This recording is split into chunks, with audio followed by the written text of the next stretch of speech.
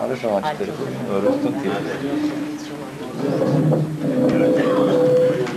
بفرمایید اینجا جا خالی هست. بفرمایید اجتماع این مقطع از تاریخ ملت ما و شور و هیجانی که به حق در این جمع پنیرانی در میهمانان عزیز باید اصلاح کنم که کلامم رو به در واقع هر ایرانی در هر کجای جهان زیست میکنه خود به خود پنیرانیست کرد. بنابراین من اصطلاح میهمانان عزیز رو از جمله‌ای که گفتم حذف میکنم و به خصوص که چهره شاداب همیهنان کرد رو و کردهای آن سوی مرز میبینم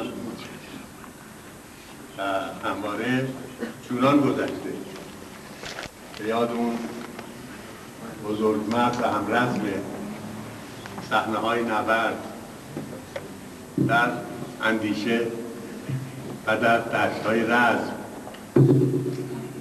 بزرگمردی از تاریخ تبار ایرانی ملا مصطفی وارزانی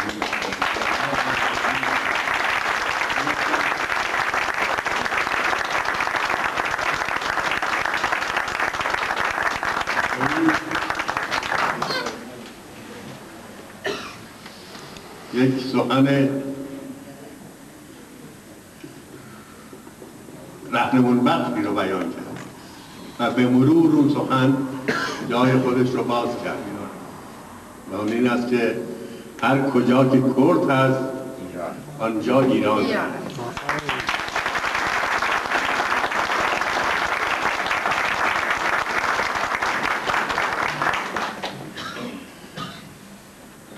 اون زمانی که به هر حال ما رزم رو آغاز کردیم ما نمیدانستیم که در گوشه و کنار ایران زمین گروه ها و جنبش های دیگری هم هست که چونان ما اندیشه میکنن و اونها هم مدتها و بعد چندین نسل پیش از ما رزم رو آغاز کردن، ولی به مرور به این نتیجه رسیدیم و شما ببینید در این سخنی که از زنده یاد وارزانی نقل کردن چه رمز و راز بزرگی از پنیرانیسم هست. وقتی که او گفت هر کجا که کرد هست آنجا ایران است، این یعنی چکیده و خلاصه پنیرانی است. بیهوده نبود که گویا یا در اجتماع به سبب بنیاد روز بنیاد بود یا در آیین نوروزی سال گذشته که من گفتم یکی از گذرگاه‌های تاریخ، یکی از گذرگاه‌های ایران بزرگ و جهان که پانیرانیسم از آن گذرگاه حرکت خواهد کرد و به پیروزی خواهد رسید، کردستاناته.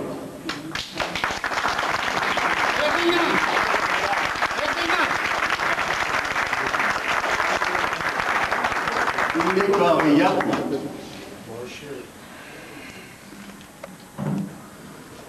و بر این اساس تحلیل‌هایی دارم از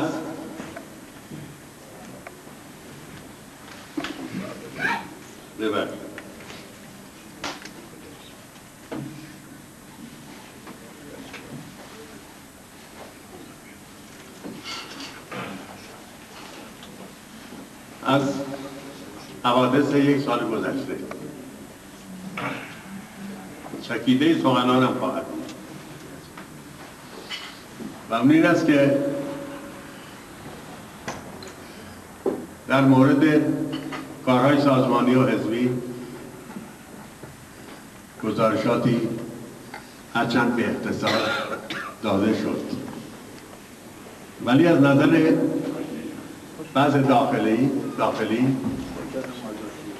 یعنی داخلی در ایران کنونی و از نظر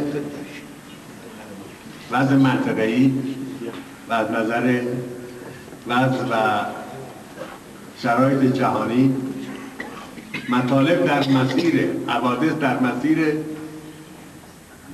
پیروزی ملت ایران و پیروزی پان ایرانیسم حرکت میکنه، به اون معنایی که براتون بیان کردم. و چرا بدین گونه هست؟ در داخل کار به جایی رسیده است که در این نوروز به نظر من و به نظر همگان بی‌گمان حاکمیت فرقه‌ای در برابر نوروز دست‌ها رو به تسلیم بالا برد. و این حادثه اندکی نیست. در برابر مراسم چهارشنبه سوری دست‌ها رو به تسلیم بالا برد.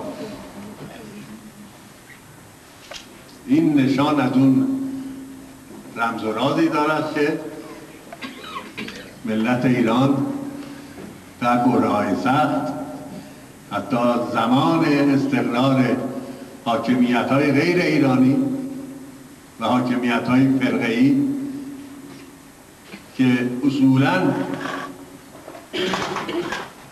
در اصل میرسند به اونجا که از اون مایه غیر ایرانی بودن سرچشمه میگیرند، هرچند مدام تظاهر به ایرانی بودن و یا سنت های ایرانی بکنند، میتونه بر اونها مسلط بشه. در نتیجه این حادثه اندکی نیست. در سرتاسر شئون اجتماعی ما گسترده شده و پایه های حاکمیت فرقه‌ای میلرزه.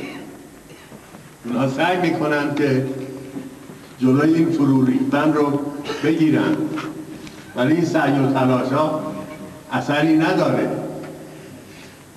و من چنین حدس میزنم که در نوروزی نچندان دور بر روی این ساختمان فرو ریخته حاکمیت فرقه‌ای آیین نوروزی رو برپا خواهیم.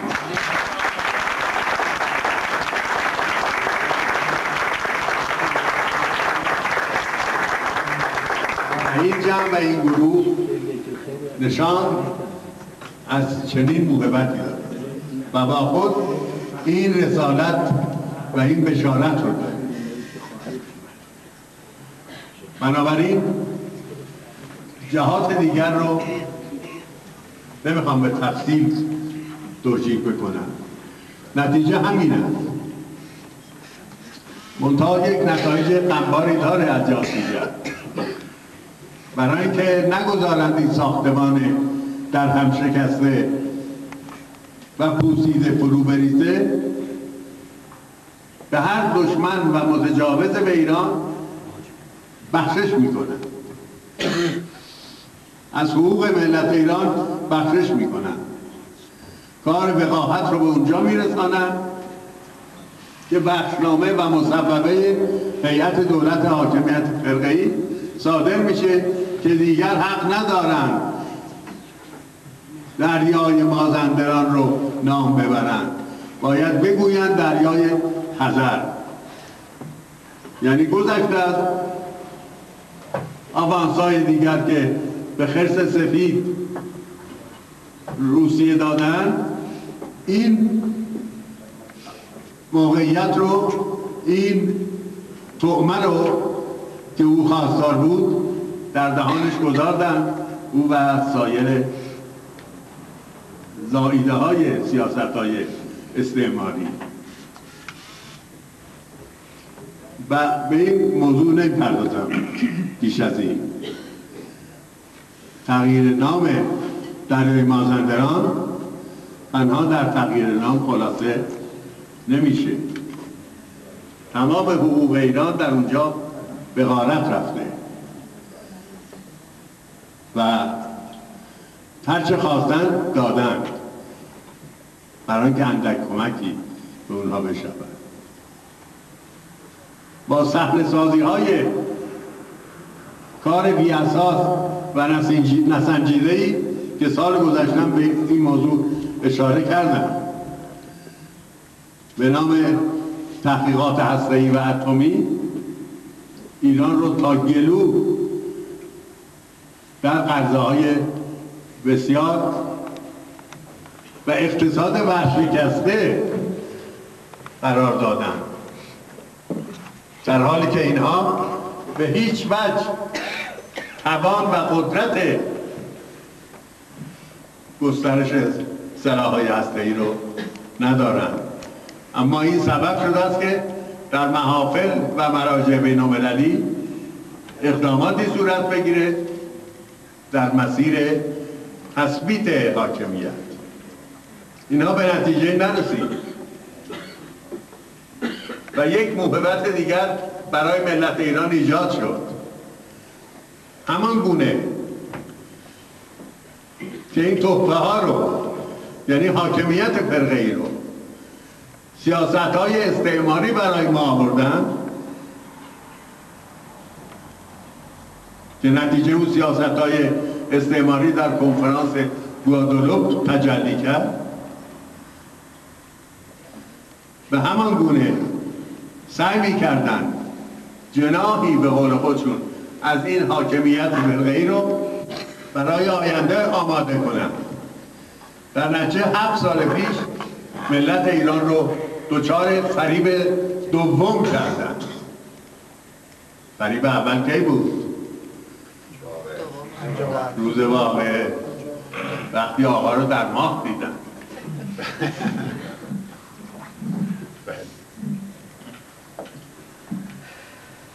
فریب دوم این بود که جانشینی برای حاکمیت فرقه‌ای از بین حاکمیت فرقه‌ای تعبیر می‌کردن. اما این حوادث به اونجا انجامید که امروز حاکمیت فرقه‌ای یک دست شده. اون تظاهرات مسخره هم به جایی نرسید. ملت ایران فریب اون به اصطلاح اصلاحگران رو نخورد. این حادثه بزرگی بود. این حادثه، این واقعه یعنی شکست کامل توطئه‌های استعماری که این حاکمیت فرقه‌ای زایده اون توطئه‌ها. سیاست‌های استعماری سعی می‌کنند از بروز یک جنبش واقعاً ملت پرستانه جلوگیری کنند. حتی از در دست گرفتن و یورش بر اصطلاحاتی از قبیل ملی هم امتناع نمی‌کنند. ولی این حوادث و وقایع سبب شد که ملت ایران بیدار و آگاه بشه و امروز بین گروه از هم پاشیده اصلاح طلبان با حاکمیت به قول سایرین یک سویه و یا قدرت طلب فرقی قائل نیست و این موهبتی بود برای مردم ایران کنونی. پس ما به سمت یک تغییر اساسی میریم. این نتیجه بررسی های یک سال گذشته است. امیدبخش است. اصلاحگرایان یا عوامل به اصطلاح رادیکال مختلف زیر عناوین مختلف، اینها همه در برابر ملت ایران کم و بیش رسوا شدن که اینا وظایف ما رو سخت‌تر میکنه. اما در خارج چه گذشت؟ پس این حوادث پسندیده و شایان توجهی بود به سود ملت ایران در این یک سال. در خارج چه گذشت؟ به دو منطقه خارج از ایران کنونی توجه کنید که مهمترینش مسئله عراق هست یا میان رودان.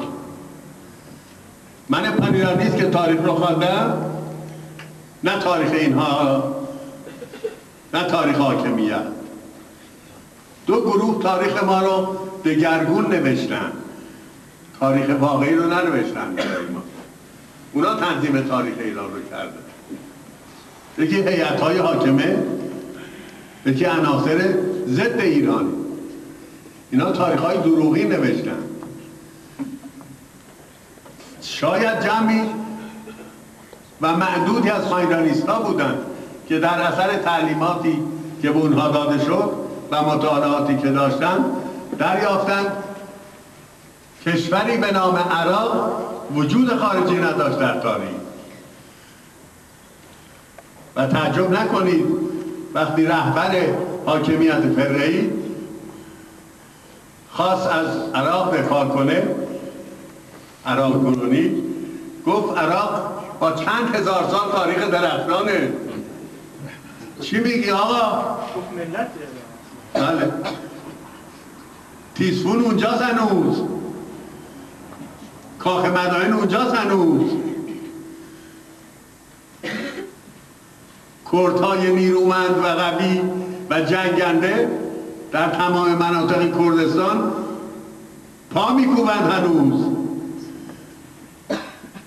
مراکز تشیع، زیارتگاه های مذهبی تشیع جلوه های فرهنگ ایرانی است، نه تازی.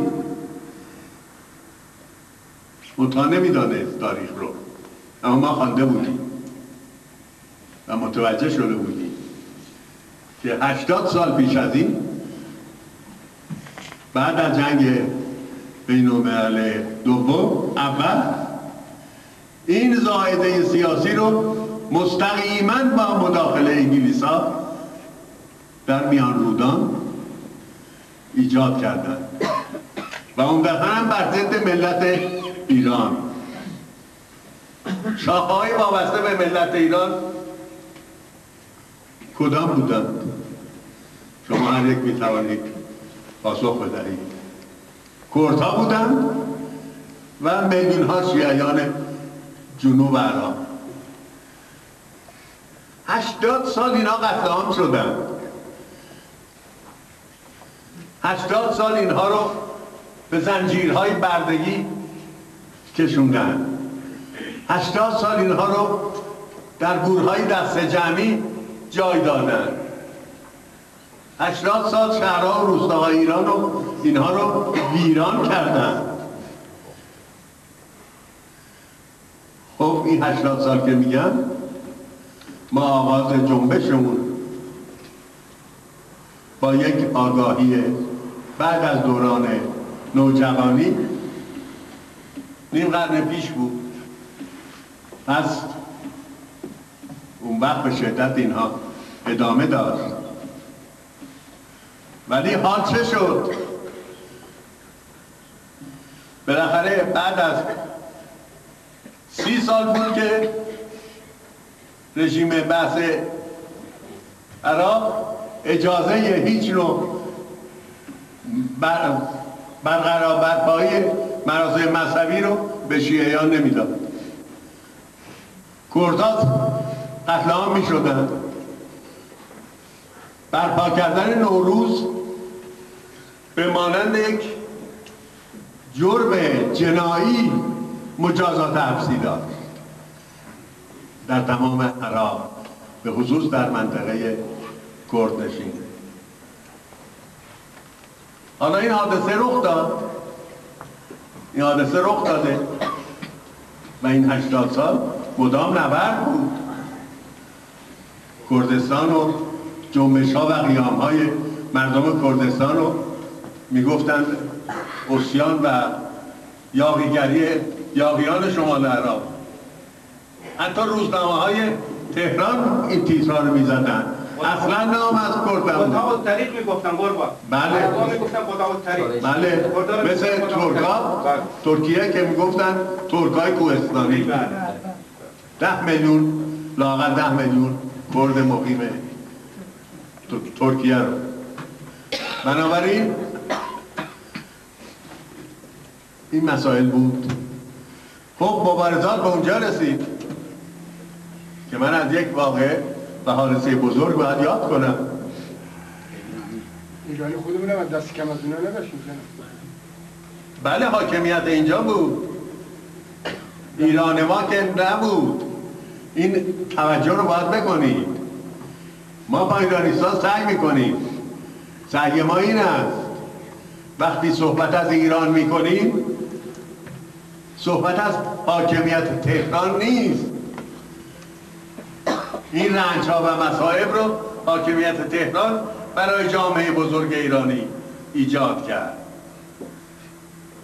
ما اگر از پا ایرانی سخن میگوییم نه اتحادی است که زیر درفش پان تهرانیسم برپا بشه.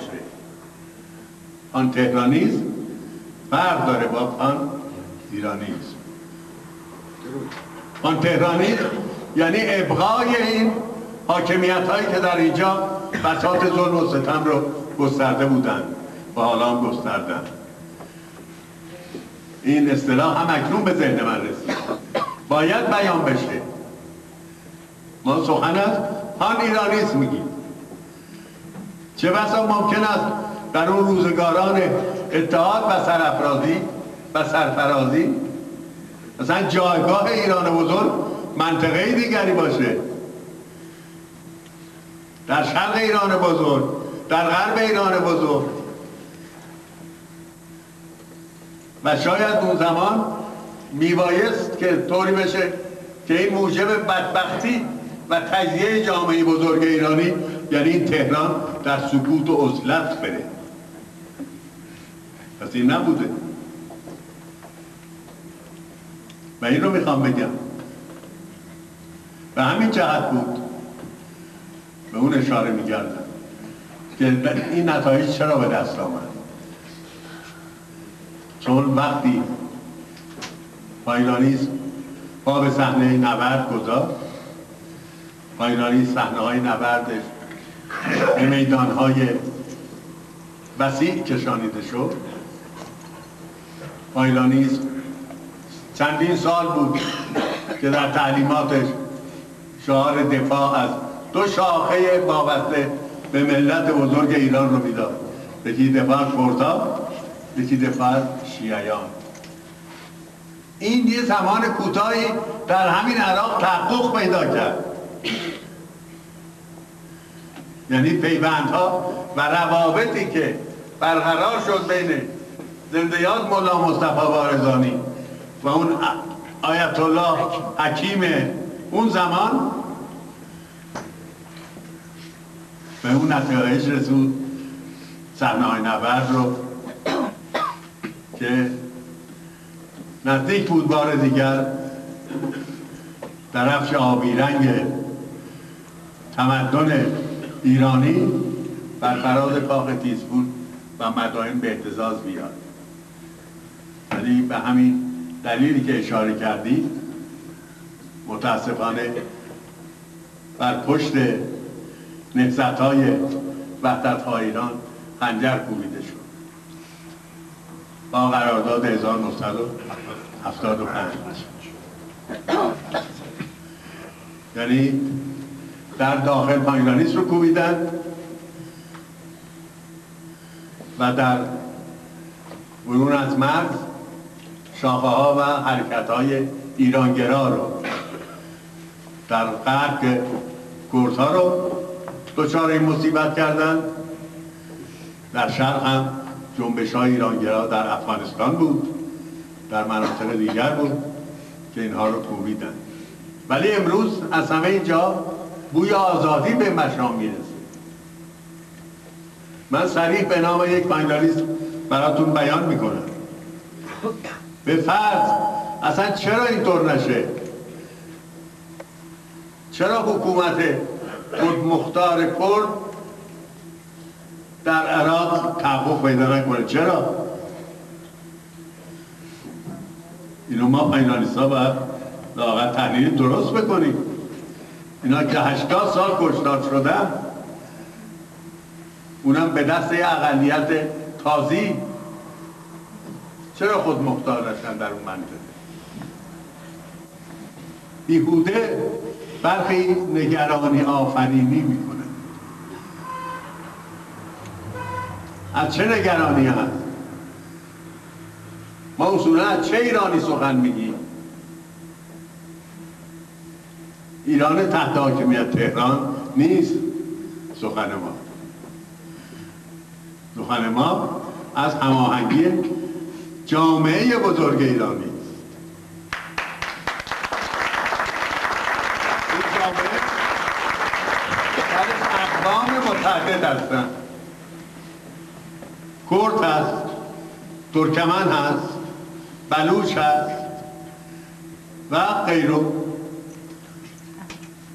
از بدو تاریخ ایران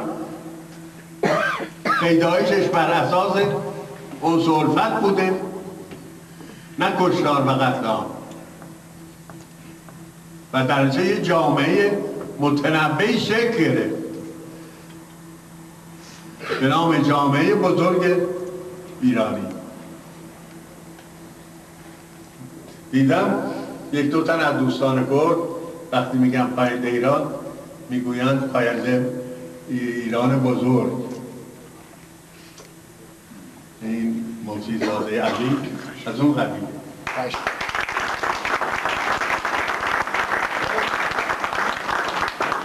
این یکی به اون خاطر که فکر میکنند که ما از این ایران تحت قیمومت و حاکمیت تهران سخن میگیم.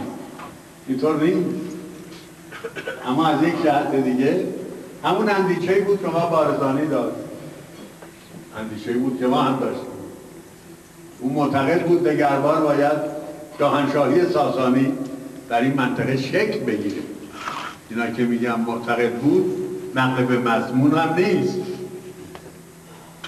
یعنی نقل به صریح اون مطلبی که ایشون میگه و اون درسته. اون وقت اون ایران بزرگه.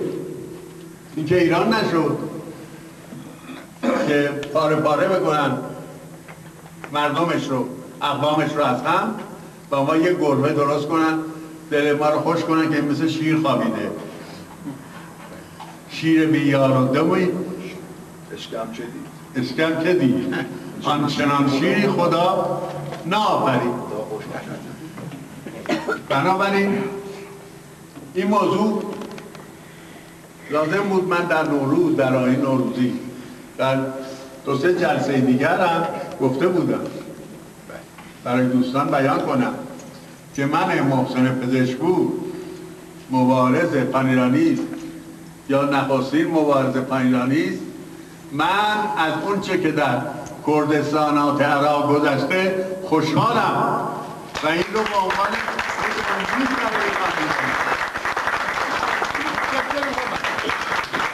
این جدی این موضوع چه بهتر از این؟ به فرض که اصلا به هر کجا هر نوع قدرتی میخواد برسه، یک قوم آریایی، یک قوم ایرانی، یک قومی که تازی ها نتوانستند برش سلطه پیدا کنن، این قوم قدرت پیدا کرده. مگر ما از قدرتمندی تاجیکستان ناخشنودیم؟ شبه این مسائل در افغانستان هست با شکل دیگر. حاکمیت از سقوط عقلی خودش نگرانه. وقتی در دو سمتش و اطرافش این جنبش های سیلاسا و بنیانکن به وجود بیاد، میدانه که این دیوارها فرو خواهد ریخت. پس برای ما و ملت بزرگ ایران این نوروز موفقی است و اون شاخه دیگر آنچه مسلم بود 30 سال نمیتوانستند برن به زیارتگاه های خودشون 30 سال کشتار میشدن. حالا بزرگترین آینه ها رو برپا میکنن. یک زمانی من در میتینگ بزرگی که برپا کرده بودن پیشمردان کرد، سید جعفری زیوه بود و به یاد اون زنده یاد کی بود رهبر؟ سید موسی گیلانی افتاده. مرد بزرگی بود و مبارز و ایران پرست. در اونجا زیوه واقع در مثلثی که یک سمتش مرز کنونی ایران کنونی، یک سمتش مرز عراق، یک سمتش مرز ترکیه. کرد که در آستانه پیروزی بودن، تو بود بر اون کسانی که این خیانت رو مرتکب شدن. درود بر جناب. خواهش میکنم. و رفتم صحبت کردم، گفتم این حرکت اقوام ایرانی خواهد بود، اتحاد بزرگ ایرانیان خواهد بود که این منطقه رو متحول میکنه، مرزهای جغرافیایش رو تغییر خواهد داد. تا کی ما بنشینیم و سیاست‌های استعماری بیان مرزهای جغرافیایی و سیاسی منطقه رو تغییر بدن؟ ما به طور قطع اون قدرت رو داریم. اگر این وحدت بین اقوام ایرانی به وجود بیاد، اون اتحاد بزرگ تأمین بشه، وقت ما خواهیم بود که خیلی از این مرزهای پوشالی رو که ایجاد کردن ما برهم خواهیم.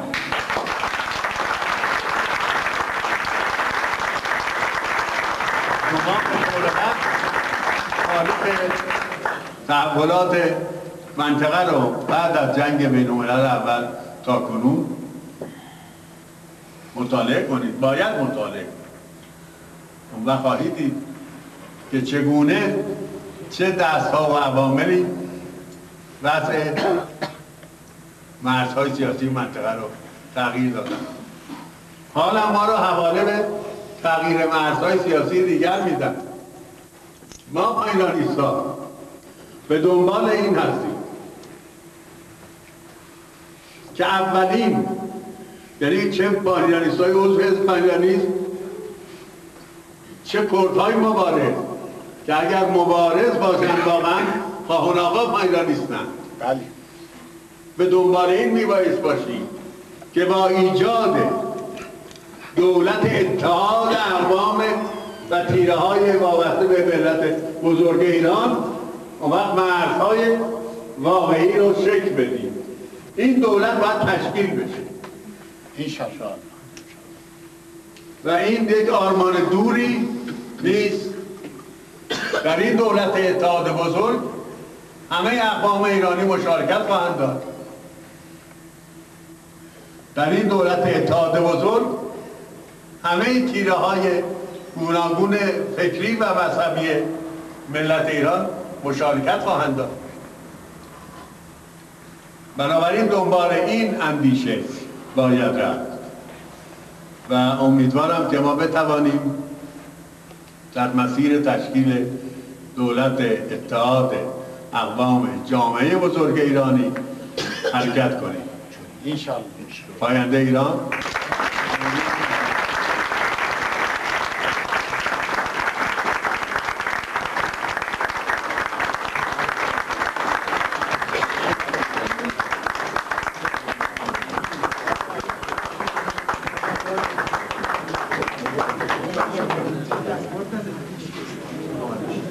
بفرمایید.